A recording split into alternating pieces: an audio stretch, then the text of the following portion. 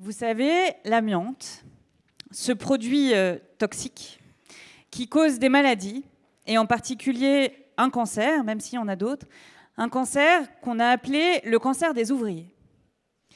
Et pour remettre un peu les choses dans leur contexte, en 1899, un docteur détecte que l'amiante est responsable de décès prématurés et suppose déjà qu'il s'agit du cancer. Le fait est que très peu de temps après, en 1906, on détecte une surmortalité dans une usine textile du Calvados qui utilise de l'amiante. En 1918, les assureurs américains, et vous savez, quand on regarde le climat, on devrait écouter un petit peu plus les assureurs, parce qu'ils savent ce qu'ils font avec leur argent. En 1918, déjà, les assureurs américains refusent de financer le risque maladie professionnelle qui est lié à l'amiante. Et pourtant, il aura fallu attendre un siècle entier, pour que l'Union européenne commence en 1991 à interdire seulement 5 types différents d'amiante, et pour que la France décide à son tour d'interdire l'amiante en 1997. Si la France a enfin interdit l'amiante, c'est grâce à un homme, un ancien ouvrier mécanicien des chantiers navals de Dunkerque, tout près d'ici, un homme qui a créé une association en 1996, l'association régionale de défense des victimes de l'amiante, un homme qui a été malade, mais qui n'a eu de cesse depuis 30 ans maintenant, de mener ce combat pour lui-même, pour ses collègues, pour les veuves aussi de Dunkerque. Un homme qui ne baisse pas la tête face aux échecs, on en a encore eu un le 19 mai dernier. Un homme qui tient bon, qui est debout. Je vous demande d'accueillir très fort Pierre Plutat.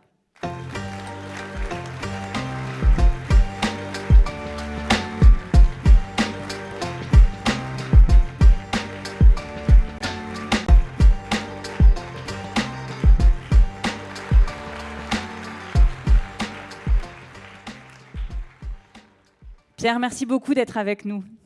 Je sais que quand vous êtes arrivé, j'ai vu des visages s'éclairer dans la pièce là maintenant, mais aussi devant. Et je pense qu'on est très fiers de vous accueillir avec nous aujourd'hui. Est-ce que vous pouvez nous dire 3 mots sur votre combat, quelques mots, nous raconter un petit peu ces décennies de bataille, puis peut-être où on en est aussi un peu aujourd'hui? Oui, merci Marie tout d'abord de m'avoir invité. Bonjour à tous et à toutes. Donc le combat de l'amiante, effectivement, c'est un très très long combat. On a rappelé que l'amiante, on en connaît les conséquences et les dangers depuis plus d'un siècle. Je suis moi-même effectivement malade de l'amiante. J'ai 3 pathologies dues à l'amiante. Après avoir inhalé de l'amiante. J'ai été 25 ans, je suis un ouvrier, je suis ajusteur mécanicien.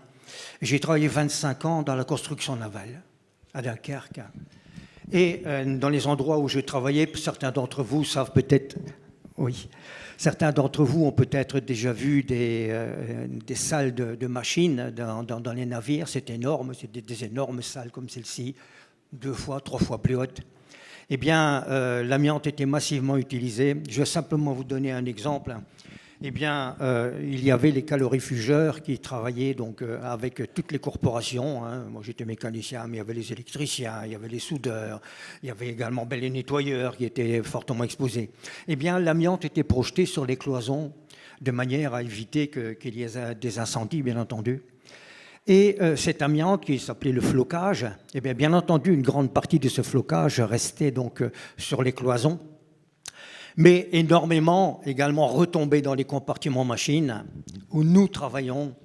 On avait des bleus de travail, on avait un casque, on avait des chaussures de sécurité, des gants, mais rien pour se protéger, pour l'inhalation, pour respirer, pour filtrer les poussières.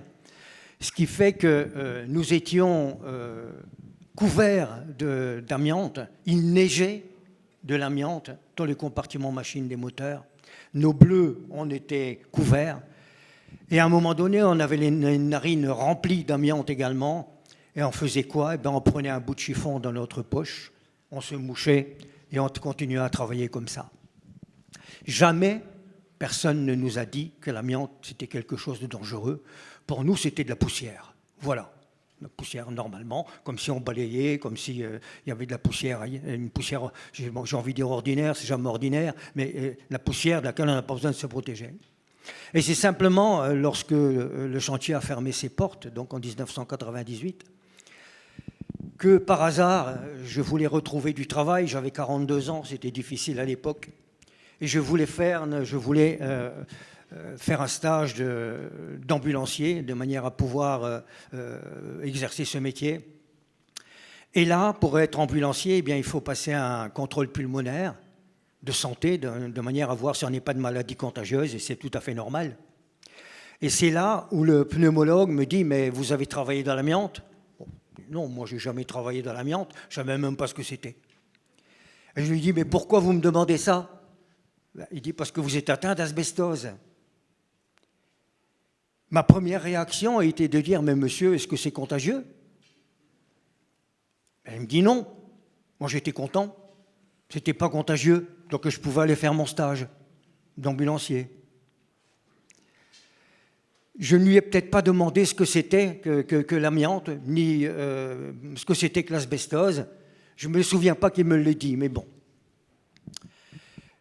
Donc, je vais faire mon stage ambulancier, je vais aller vite parce que ça me prendra beaucoup de temps tout expliquer.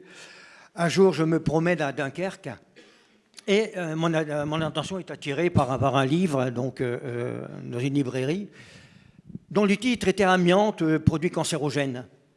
Je vais, j'achète ce livre et je me rends compte que ce n'était pas un simple rhume que j'avais. Et très vite, j'ai vu là-dedans qu'il y avait donc le nom d'une personne à Jussieu qui s'occupait donc de tous ces problèmes-là. Je lui ai écrit, j'ai dit « Monsieur, voilà ce qui m'arrive, je viens de lire votre livre, j'essaye de trouver une association donc, à laquelle je pourrais adhérer. » Et il me répond rapidement « Mais monsieur, il n'en existait pas, il va falloir en créer. » Et voilà comment, en 1996, j'ai créé l'Ardeva. Je suis le président fondateur de l'Ardeva.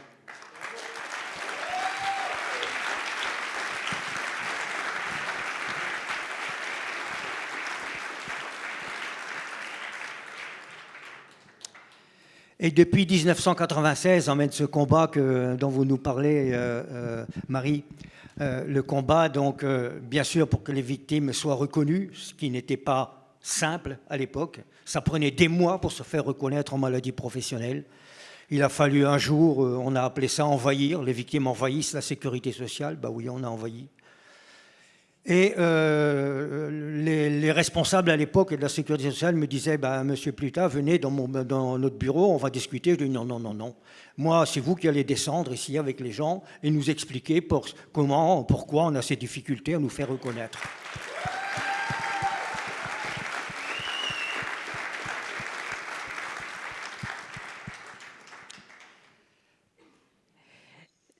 Pierre, je parlais du 19 mai dernier, de l'échec que vous avez eu, du moment où vous en êtes dans votre bataille. Donc j'aimerais que vous nous disiez aussi comment est-ce qu'on peut continuer à vous soutenir. Je veux juste citer la juge Berthella Geoffroy qui a été impliquée dans ces procès de l'amiante et qui a dit « C'est la puissance juridique et financière contre des pauvres gens qui perdent leur vie ». Est-ce que c'est ça que vous avez vécu? Est-ce que vous pouvez nous dire où vous en êtes de votre lutte contre ces puissances juridiques et financières? Oui, c'est notre première procédure, le procès que l'on a engagé, la première procédure qu'on a engagée, on a saisi les tribunaux, c'était en 1996. Hein. Vous vous rendez compte hein.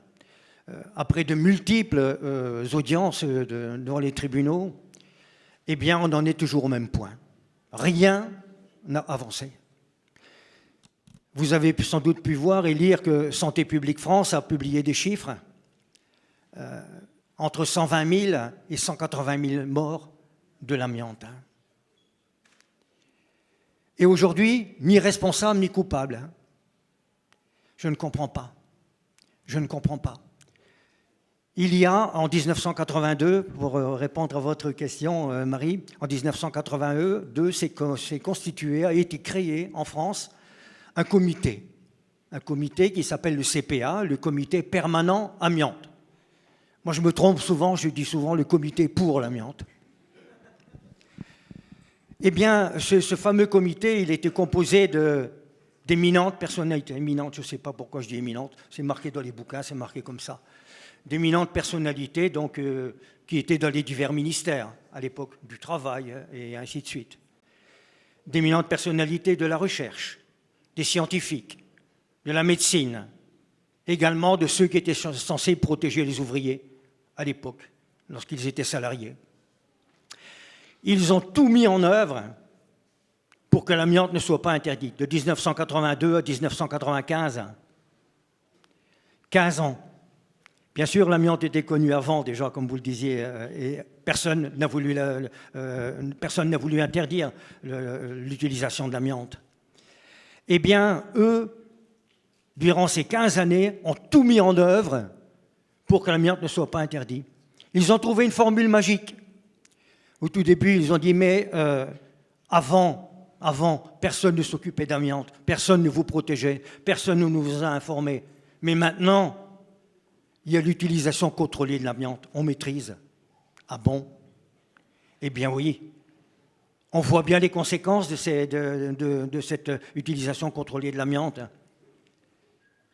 Les gens continuent à mourir, on regarde, on compte, ah tiens, les gens meurent encore, eh ben on va peut-être diminuer un petit peu les doses. Et on va continuer. Et les gens continuent à mourir, on va encore diminuer un petit peu les doses. Et ainsi de suite, jusqu'à arriver en 1997, où l'amiante a été interdit. Mais vous voyez comment il a fallu lutter contre ces personnes.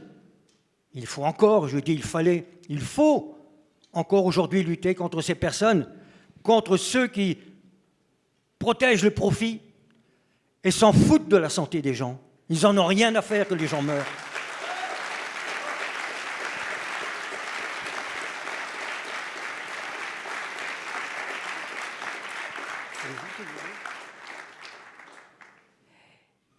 Et du coup, je parlais du 19 mai, parce que vous avez eu un revers dans votre bataille pénale. Donc, juste parce qu'on arrive au temps, là, faut qu'on avance. Alors, je vois bien que toute l'audience est attentive et qu'elle a envie de continuer à vous entendre parler, mais en même temps, il faut qu'on avance. Le 19 mai, vous avez été débouté de votre plainte au pénal, que ça faisait 20 ans que vous portiez, et donc vous vous apprêtez à continuer.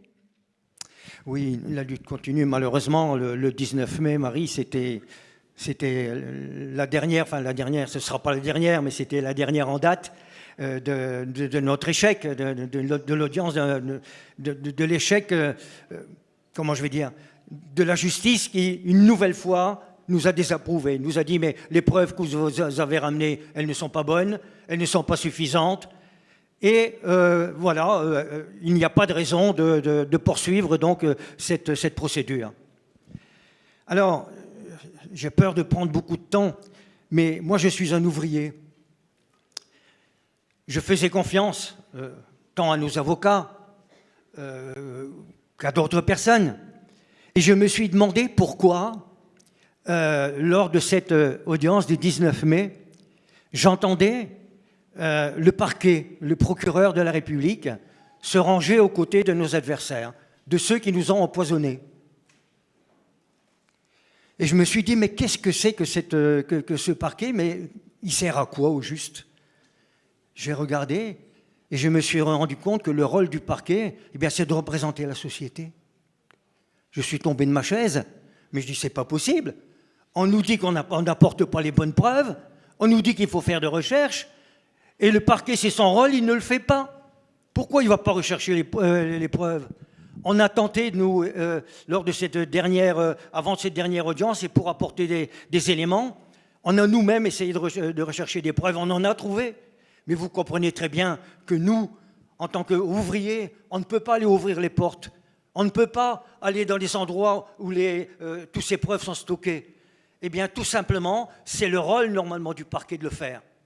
Il devrait le faire. Pourquoi il ne le fait pas? Pour les mêmes raisons que celles qu'on a dites tout à l'heure. J'ai cité les personnes qui devraient normalement rendre des comptes à la justice. Eh bien, tout simplement, parce qu'ils ont peur, ces personnes. Peur que l'on dise publiquement ce qu'ils ont fait, ce qu'ils auraient dû faire et ce qu'ils n'ont pas fait.